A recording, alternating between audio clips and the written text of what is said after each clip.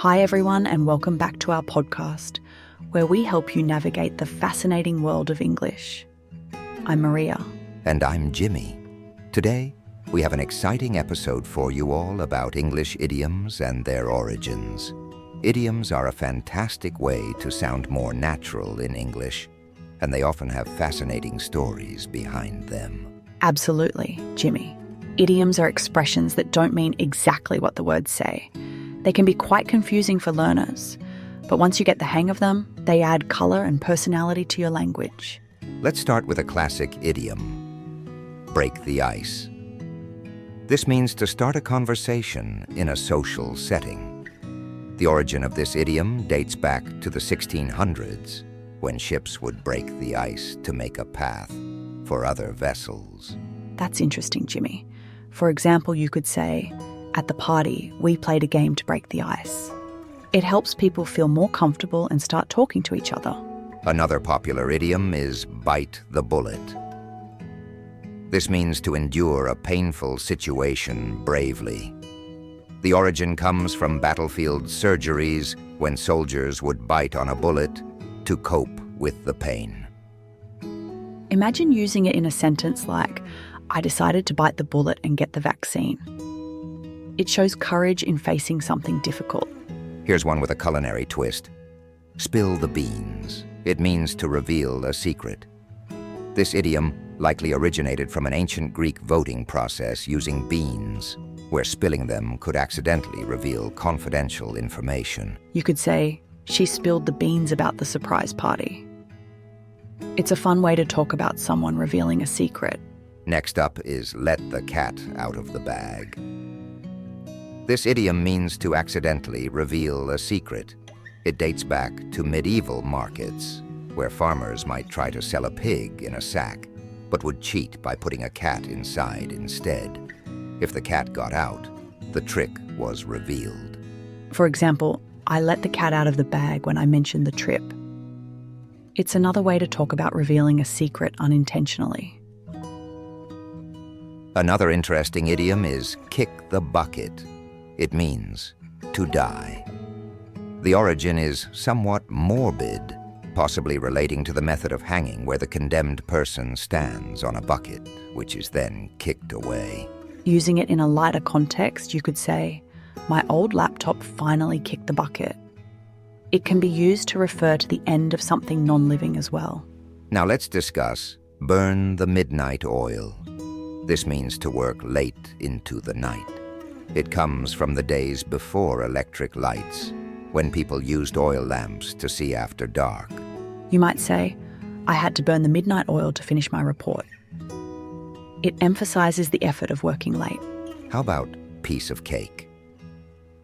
This means something is very easy. The origin is unclear, but it's thought to come from the simple nature of baking a cake or winning a cakewalk at a fair. For example, the exam was a piece of cake. It's a lighthearted way to say something was simple. Another idiom with a historical twist is caught red-handed. It means to be caught in the act of doing something wrong. It originated from Old English laws where being caught with blood on your hands was proof of guilt. You might hear, "He was caught red-handed stealing the cookies." It's a vivid way to describe being caught in the act. Let's not forget barking up the wrong tree. This means to pursue a mistaken or misguided course of action. The origin is from hunting dogs that might bark at the base of the wrong tree after the prey has moved. For instance, if you think I'm the one who broke the vase, you're barking up the wrong tree. It's a way to say someone is making a wrong assumption. One of my favorites is hit the sack. It means to go to bed. This idiom likely comes from when people used to sleep on sacks filled with hay. You could say, "I'm exhausted, I'm going to hit the sack." It's a casual way to say you're going to sleep. How about the ball is in your court? This means it's someone's turn to take action. It originates from tennis, where the ball being in your court means it's your turn to play. For example, "I've done my part, now the ball is in your court." It indicates that it's now someone else's responsibility to act. Another idiom is cost an arm and a leg. This means something is very expensive. It possibly originated from the high cost of portraits in the 18th century, where artists charged more for full-body paintings. You could say, that new phone cost an arm and a leg. It's a dramatic way to talk about something expensive. And lastly, under the weather. This means to feel ill. It comes from sailors who would go below deck to escape bad weather when feeling seasick. For instance, I'm feeling a bit under the weather today. It's a gentle way to say you're not feeling well. Now that we've covered these fascinating idioms, let's introduce 5 vocabulary words from our conversation. Endure, to suffer something difficult patiently.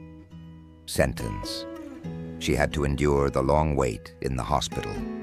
Reveal, to make known something that was hidden. Sentence, he revealed the surprise plan to everyone. Confidential, intended to be kept secret. Sentence, the meeting's details are confidential. Morbid, characterized by an abnormal interest in disturbing subjects. Sentence, she had a morbid fascination with crime stories. Assumption, something that is accepted as true without proof. Sentence, his assumption was incorrect. And now for our grammar lesson. Today let's talk about conditional sentences, often a tricky area for learners. Conditional sentences are used to express possible or hypothetical situations and their outcomes. That's right, Maria. There are 4 main types of conditional sentences: 0, first, second, and third conditionals. Each serves a different purpose and is formed in a specific way.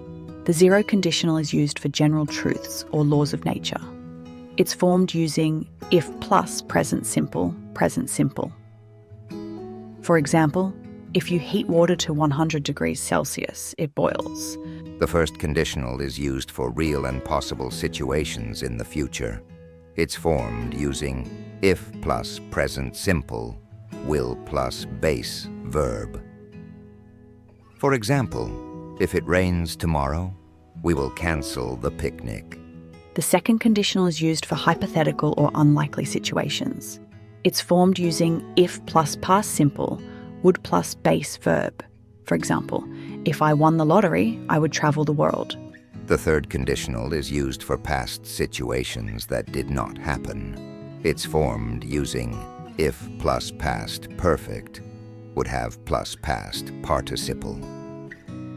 For example, if I had studied harder, I would have passed the exam. Understanding these conditionals is crucial for expressing different kinds of possibilities and their consequences in English. To practice, try creating your own sentences using each type of conditional. This will help you get comfortable with the structure and usage. Remember, the key to mastering English idioms and grammar is consistent practice and exposure. The more you immerse yourself in the language, the more natural it will become. Absolutely, Maria. Keep listening to English podcasts, watching English shows, and practicing with friends or language partners. It all helps in building your confidence and fluency. And that wraps up today's episode. Thanks for joining us, everyone. If you enjoyed this podcast, don't forget to subscribe and leave us a review. See you next time. Before we go, let's summarize today's tips. Use idioms like break the ice and bite the bullet to sound more fluent. Practice the different types of conditional sentences to express various situations accurately. And remember our vocabulary words like endure and reveal.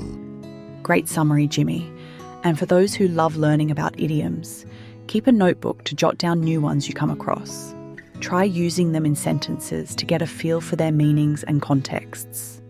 That's a fantastic idea, Maria. And don't hesitate to ask native speakers to explain idioms you don't understand.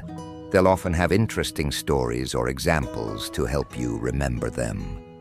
Yes, idioms can be challenging, but also a lot of fun. They give you a deeper insight into the culture and humor of a language. One more thing before we sign off, Maria. For our listeners, if you have any idioms or phrases you're curious about, Send them our way. We'd love to explore them in future episodes. Definitely. Your input helps us make this podcast even better. So don't be shy, reach out to us. And remember, learning a language is a journey. Celebrate your progress, no matter how small. Every new idiom or grammar rule you master brings you closer to fluency. That's so true, Jimmy. Keep practicing, stay curious, and most importantly, have fun with your learning. Thanks again for listening, everyone.